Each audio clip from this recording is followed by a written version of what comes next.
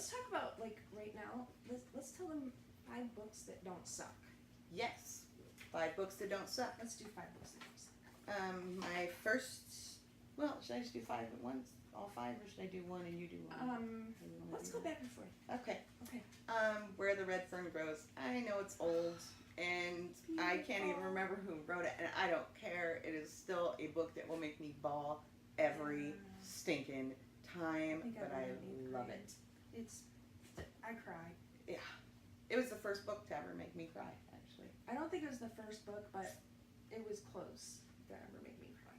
And yeah, I still love it. Still have, and I still have the copy that I lent to my grandmother to read when I was in high school, so that's so beautiful. Yeah. I love Drowning Ruth. It's by Christina Schwarz, and I read this probably a good 10 years ago. It was on Oprah's book list, and I remembered it, and I keep on meaning to go back to it, and I did just like go back today in Goodreads and mark it want to read again. So it's basically about this chick that falls through the ice and dies in this lake in Wisconsin, and how her family deals with it, and then some big family secrets come out. It was super, like, one of my favorite things about books is the people dynamics, how the relationships conflict and, you know, conflict back and forth, contrast, how they're dealing with each other, and this was just prime for that. It was wonderful. I have that one, yeah. So that was Drowning Ruth. The next one I would have to say is, it's called The Road Home, I do believe, or The Long Road Home, something like that. It's by Ellen Emerson White. It's probably out of print, but you can get lucky and find it in secondhand stores and stuff a lot. And I think maybe it is a Kindle, but I don't know. And it's actually considered a young adult book, though when I read it, it did not have that feel. My sister-in-law couldn't make it through it. She didn't make it through very many chapters even, because it's about a nurse in the Vietnam War. She's a young woman, probably I think 20 or so, 19 maybe. But, and it talks about her experiences there, and the really hard part was when she came home and had to adjust to life here. And I thought it was an amazing book. I still do. I've read it couple dozen times probably. My next one is It by Stephen King. Love it! Yeah. The first time I read it, I was in 6th grade. Fifth grade? And my mother said I couldn't read it, so I waited until I was after school, and they didn't have it in our library at school, so I waited till after school, and I went to our town library and pulled it out. And, like, I do what I want, please. Right? And scared the bejesus out of you, didn't it? Holy shit. Scared the holy fuck out of me. Oh my god. You know the part of that book that messed with me the worst? Which? The kid that killed the animals in the fridge, and he opened up the fridge to check on the puppy that was dying or whatever, and those ticks, the flying leech tick things. Oh, I have a thing about animals that attach to you, like critters that suck your blood, or like ticks, leeches, any of that, like full on phobic reaction to it. That messed with me so bad. I don't know why, but it freaked me out. And I'm so glad it has yet to be in one of the movies. Yeah. Pretty sure I wouldn't handle that well. But yeah, not at all. yeah, I've read that. I've actually been through like 6 copies of that book because I read it so many times. I'm on my 2nd copy. I love it. Love it, love it, love it. Stephen King is a genius. He is. I love him. And if you don't follow him on Twitter, you should, because he is an extremely smart man. And who recommends really good books, actually. I have yet to read a book he has recommended that I didn't end up really liking. He recommended A Three Dog Life. He fucking loathes Trump. Amen. Thank you. What else do you need to know? Deal done. But he did recommend A Three Dog Life. Have you read that yet? Yeah, that's one you loaned to me. It was very, very, very good. His recommendation is what made me read it. It was on the back. It said Stephen King said it was amazing. Three Dog Life. Life. He put it on the back. Song. I know, right? But he on the back it said Stephen King said this was an amazing book or whatever, and then I went, picked it up, took it home, read it in one sitting. I thought it was amazing. Which is not on my list, but we're just still good. throwing that in there as an example of Stephen King's exquisite taste in reading. Totally. Follow him on Twitter. So my next one is going to be on both of our lists technically. Let's Pretend This Never Happened by Jenny Lawson. We love Jenny Lawson, and She's not my in hero. a weird stalker way. And oh my god, if she ever sees this and is like, I'll just go, it's the one that gave you the knotted knitties. Remember? Right? Knitted naughties? Knitted naughties. Yes. Yes. Which we'll explain another. That's a whole But story. we got to meet her. I was giddy. It was She was really here in pathetic. Cedar Rapids. Let's Pretend This Never Happened. Is one of the funniest books of all time. And P.S. Furiously Happy. Also really awesome. Please read these two books. Yes.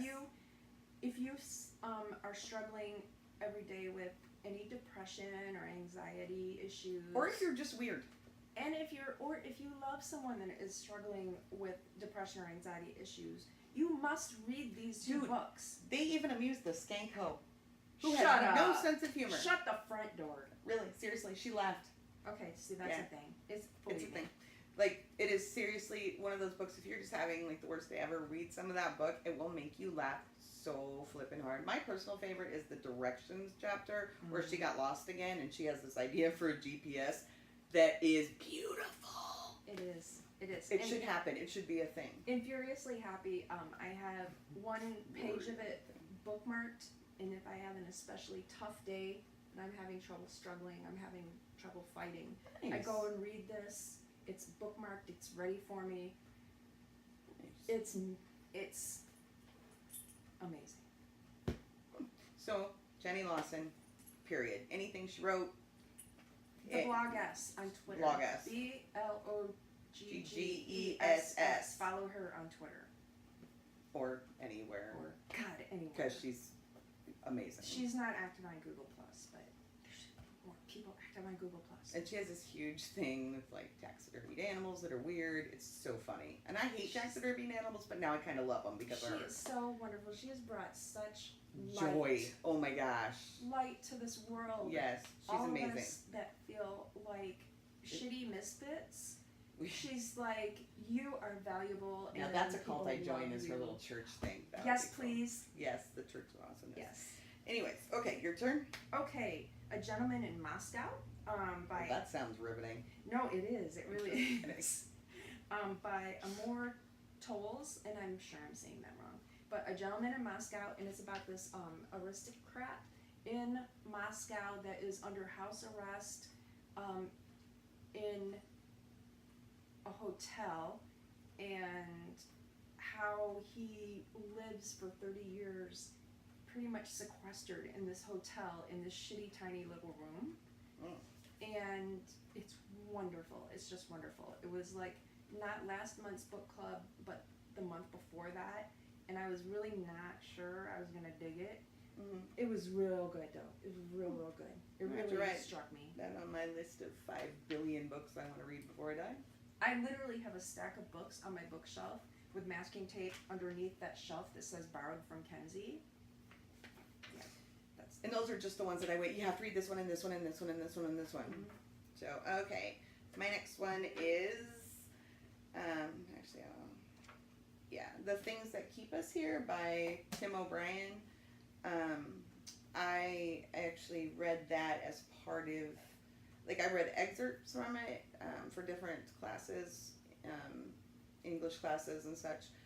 But there was a summer between semesters where there's this list they give you as an English major of books that, you know, you should probably try to read the majority of or whatever. And that book was on there, and so that was going to be my scholarly read for the summer. And I actually ended up liking it better than all my fun reads for the... Oh, air quotes only work if you can see them both. right. All my fun reads for the summer, and I've actually tried to force many people to read it. Yep, I read it. It's an amazing story. It's good. It's all about Vietnam soldiers and the things they carried, both emotionally, physically, psychologically. I mean, it's a great story. I loved it, and I don't know. I recommend it to people all the time. Yeah. So, and I actually really like most of his books that I've read. So, including In the Lake of the Woods, which most people in my class did not like, because it doesn't have a tidy ending. Yeah. But I was kosher with that. So. Yeah. But yeah, the things they carried. Little Fires Everywhere by Celeste Ng. Little Fires Everywhere was one of those that I'm gonna read again and again. Very heavy on personal relationship dynamics. Pretty much about how when you live in a small town, even if it's a big town that's a small town, everybody knows everybody's business, and lots of shit goes down, and I won't even try to tell you more about that because spoilers, but it's delicious and nutritious, and you need to read it. Little Fires Everywhere by Celeste Ng. Which is NG, so Yeah. In case we're not. I had to ask her how to say that. Ing. I don't know. NG. We're not positive how to pronounce that. My last one is The Things That Keep Us Here by Carla S. Buckley. Which I read. You did not wrote that. Which I read because she told me to. I really liked it. It's kind of along your lines with the whole relationships between people. It's basically a family that has kind of split apart in a lot of ways. They are actually separated, if I remember correctly. And there's a pandemic of sorts that kind of forces them back together, sort of. Yeah. And I don't really want to say too much more, but it's easy to spoil that one. Yeah, that's why I'm like kind of, but basically it's all about family relationships and how things that seem really clear-cut relationship-wise aren't really as clear. And I'm usually not the relationships, there I go again, kind of book reader person, really. I don't do chick books as a general rule. Chicklet. But that one I liked a lot. That was very good. And then also there was... I actually, by the way, looked for it for 3.5 years at Half Price Books. 3.5 years. Every time I went to Half Price Books. Finally found it when I went to the one by my sister's house. There you go. Yay. It has that additional thing of how we handle fear. Yes. Intense fear. Yes, because in a pandemic or epidemic or whatever, I can't remember which classification. Yeah, it's a pandemic. Is it a pandemic? Okay, I couldn't remember which classification they actually gave it in the book, but people would react with fear, of course. I mean, who wouldn't be scared? And how it affects society and people as individuals and things like that. It was just, I really enjoyed it, and I did too. I was pretty sure you would. So, yeah, kind of my most chick. Ooh, I do read some chick books, which I'll do another day, but not a lot. Yeah, maybe, sometime we'll do like, okay, these are chick lit books, or these are Chick psychological thrillers, or horror. I could do horror. I'm frontward, backward, sideways, inside out. Stephen King just really is the only. Oh, jeez. I know. I have been reading horror novels You've got since I stuff started for me. reading Stephen King at 7. Yeah. So I'm kind of a junkie. I actually read less horror now than I used to. I'm big into like biographies and again the relationship dynamics. I love it. I'm really into memoirs. Yes. I kind of Sedaris, stay away from Austin super Burroughs. famous people. Mm-hmm. I like to read stories about people that have survived. I love survival stories, like Holocaust stories, things like that. That's my idea of the perfect kind of memoirs or like people that have survived addiction or escaped cults, things like that. So. My last one is Simon versus the Homo Sapiens Agenda by Becky Albertalli. And it's amusing. It's very amusing. And it's a movie, right? Not a show. I first saw it on I didn't see it. I saw it listed on Netflix, and I was like, I'm almost sure that I saw that on Goodreads, and it's a book, and I got to do the book first. And I was like, had no idea really what I wanted to think about it at first, and then stop. And then other people live in the neighborhood. dorks. And it's pretty much about this kid in high school that hasn't come out yet, and another kid tries to really take that away from him, and Tries to out him. that's his thing, yeah. And so he tries to take his thing, his life, and it's bullshit, and it's how he handles that, and it's very, very, very good. And I haven't yet watched it on Netflix, but now I finished the book just like 2 nights ago. I'm really hyped to see that. I might even watch it tonight. That is one I remember seeing the preview for the movie and thinking, oh my gosh, that looks amusing.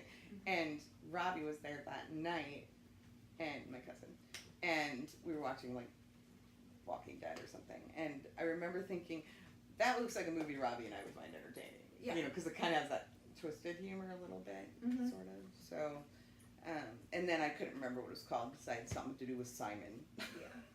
So I'll have to tell him I found it. But it's called Score.